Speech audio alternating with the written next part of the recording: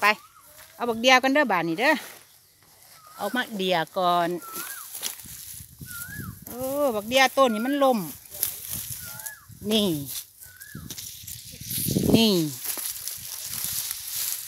ห้อยแมนบ่หรอมันกับแมนอยู่กินกับเมียงแต่ว่าคันมันตกลงนี่มันสิแมนบ่หรอมันจะไม่ใช่แล้วนะโอ้ยบรรยากาศสุดยอดอีหลีนี่เดียลมล่ะเก็บบักเดียขามคล้องมาเก็บบักเดียทางนี้ก็เยอะนี่ต้นมันลมกินบ่ยังไงนี่กระทั่งลงบนโอ้ตาทีเดียวมันสิแก่หรือมันสิอ่อนเหรอฮะแก่บางซะก่อนเนาะเดี๋ยวไม่แก่มันก่อนเดี๋ยว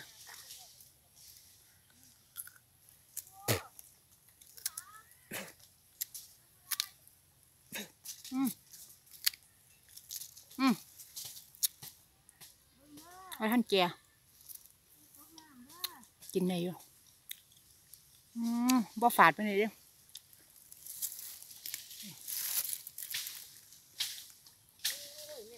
บักเดียพวกส่วน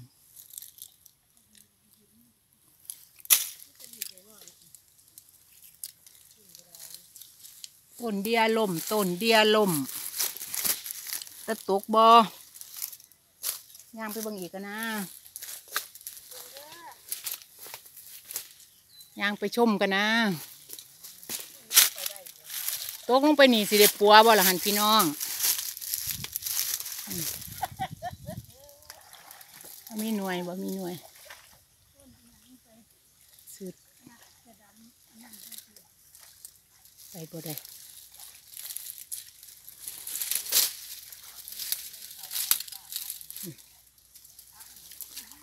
ไปบ่ได้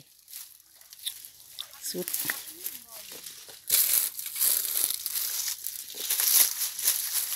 พักอีเหี้ยนติ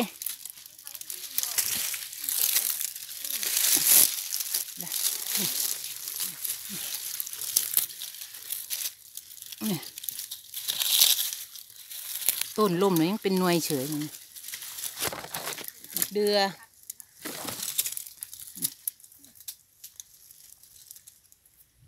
บรรยากาศสุดยอดอีหลีเย็นดีไตมาจากต้นมันสิอยู่ริมคลองแล้วมันล่มมันเลยมาขามสามารถย่างขามไปฟังคนก็ได้คนต้นมะเดือเป็นสะพานธรรมชาติตัวนี้แม่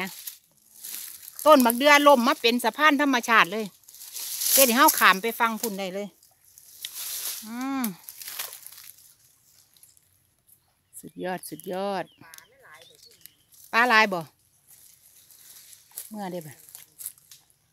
สิขามไปได้สิไปได้บ่นี่มองยางบาดเสียวค่ะแกบาดเสียวพ่นใส่ปลาใส่อีหยังก่อใส่คอนโด